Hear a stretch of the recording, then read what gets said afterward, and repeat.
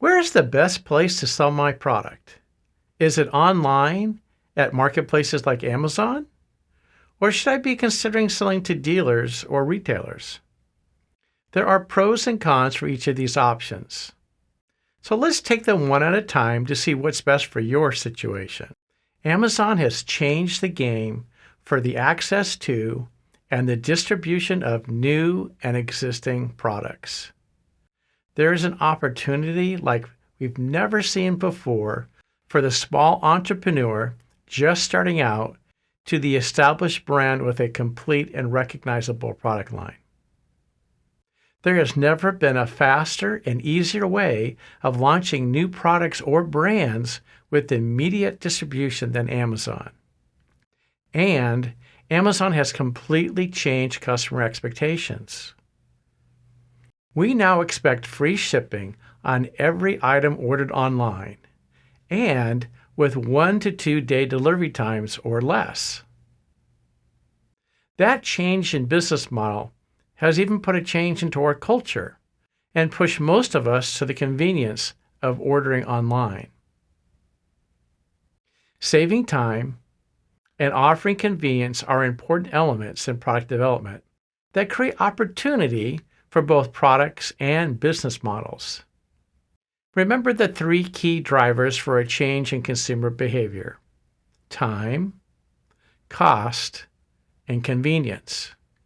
Well, hi, I'm Eric, and welcome to the 5th episode of The Product Talk. In this channel, I take you through my journey of developing brands and products for consumer products companies, so you can learn from my wins and losses when things did not go as expected. Let's go back to our discussion on using Amazon to market your products. Amazon is now 50% or more of all e-commerce purchases in the U.S. That's an incredible number if you really stop to think about it. Who would ever think that one online retailer would control half of the e-commerce market in the U.S.? And Amazon is rapidly expanding into international markets, which also creates opportunities for marketers that were previously much more complex in order to access those international markets. Well, Amazon has been referred to as the everything store. From the early beginnings in 1994 with Jeff Bezos and his wife at the time, Mackenzie Scott, who came up with the idea of an online bookstore. Well, they quit their jobs at D.E. Shaw and Company, which is a hedge fund on Wall Street, and while driving from New York City to Seattle, they came up with the business plan for Amazon. Jeff had an electrical engineering and computer science degree from Princeton. He was exceptionally intelligent. In fact, at his graduation speech as a valedictorian from high school, he said, he dreamed of the day when they would colonize space and treat it like a national park to visit. I find that interesting that today he has his own space company. Well, Jeff and Mackenzie started in a garage, using a door as a table, and only one engineer employee focusing first on selling books online, and then later music, videos, and consumer products. In fact, he first named the company Cadabra, but later changed it to Amazon after the Amazon River in South America. But the main reason he changed the name is that at the time, websites were listed on the internet alphabetically. So he wanted a name that started with A, so the customer would find them sooner in the online searches. Well, from those beginnings, Amazon has become a technology company that enables them to market and deliver products through creative business models, leveraging data science, and they've really changed our expectations of delivering products to the market. In fact, their delivery mechanism, which is like Prime, is a critical element of their success. It's an interesting story. There was an engineer at Amazon that came up with this Prime idea, and Bezos was one of the only few people in the organization that really thought it was a good idea. Most thought it was outlandish and just not practical to execute. How are you going to get all of these thousands and hundreds of thousands of products to the market within 1 to 2 days. But Jeff thought it was brilliant, and he helped push through the idea. Do you know that the conversion level for using Prime-based products on average is 3 to 4 times greater than non-Prime products? So you'll often see other products that are listed as free shipping, but not Prime. And those listings, which go fulfilled by the merchant, all right, shipped directly by the merchant to the consumer instead of through the Amazon warehouse, those products convert at 3 to 4 times less because people simply want the Prime option for the 1 to 2 day delivery, and sometimes even within a few hours. So if you are considering selling on Amazon, be sure to participate in their FBA program so that you have the Prime delivery option available on your listings, and that will increase your chance of success. Here's a key insight about selling online versus to retailers. Your product offering can be very limited and yet still be incredibly successful when selling online. Having only a few successful products being sold online is totally acceptable and actually simplifies a lot of different things, especially if you want to sell your brand in the future, as it's easier for the purchaser to integrate and market your company with a limited but successful product offering. When dealing with a major retailer, like a Walmart, they will want a program around your product offering in most cases. Retailers prefer to consolidate their business with less vendors, as it's easier for them to manage it. So they would prefer a complete program with a wider offering, so they don't have to break it up between vendors. It's simply just a lot less work. Let me give you an example to illustrate my point. While I was with Goop Adhesives, we decided to meet with a sister company under the same parent company called Famowood. And that Famowood company served the commercial woodworking market and had for some time. Well, after meeting with Famowood, we realized that they had a strong customer following, mostly due to the quality of the product and that they were so well established in that niche as they'd been there for a significant period of time. We didn't want to upset their current commercial distribution by taking their commercial brand to the consumer market. So we rebranded from Famowood to a new brand called Woody Putty. The retail distribution was consolidated to a few players. The Home Depot, which was still relatively new there and only in a couple regions across the U.S., but expanding quickly.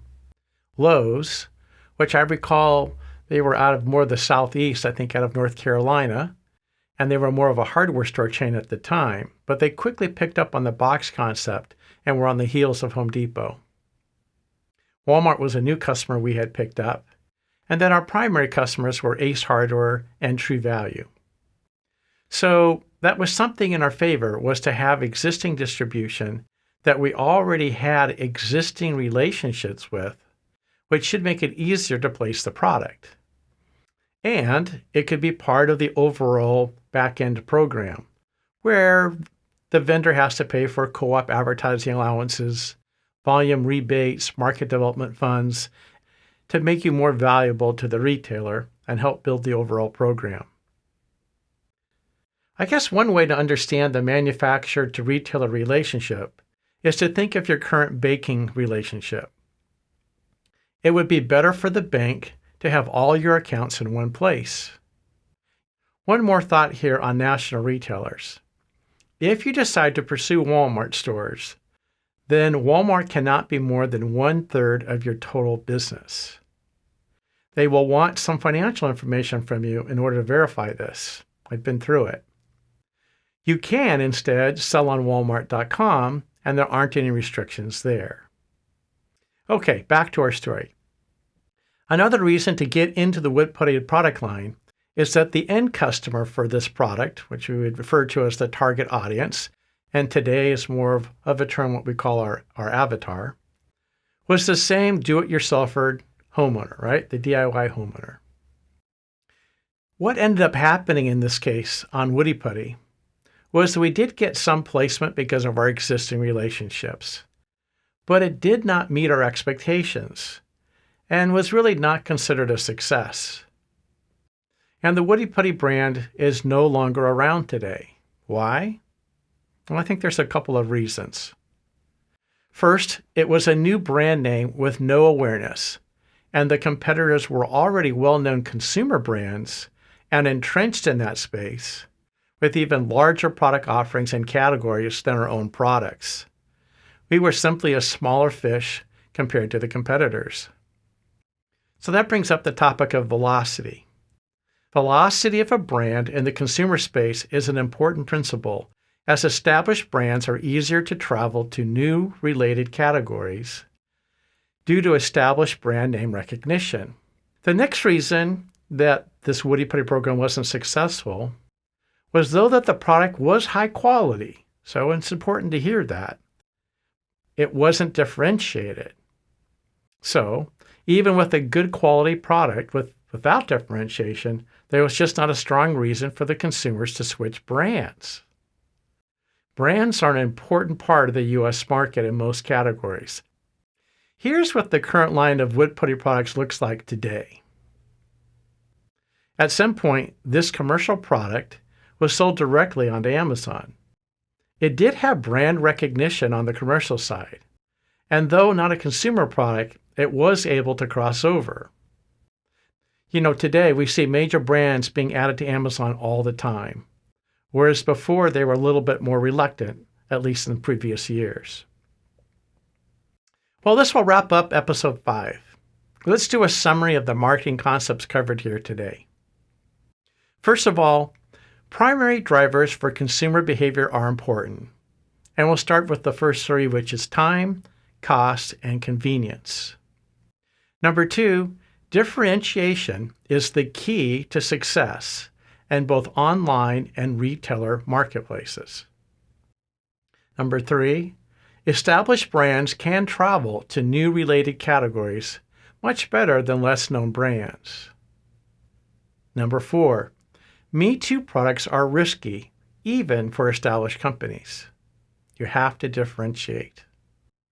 Number 5, retailers want to buy a product line and consolidate vendors with an overall program. Number 6, you only need a few products to sell on Amazon. And number 7, focusing on the best-selling products for Amazon simplifies the process of selling and marketing them and your future exit for when you potentially could sell that brand. Well, please proceed to episode 6 and continue on our journey of developing successful new products and brands. My hope is that you'll be more successful by spending the time to watch each episode as they're released in succession and the concepts build upon each other. Be sure to like and subscribe so it helps others to find this content. Be sure to hit the notifications button so you are notified on the next episode. If you want to share our channel with others, you can find the Product Doc channel by going to youtube.com/the @ The Product Doc. Thanks for watching.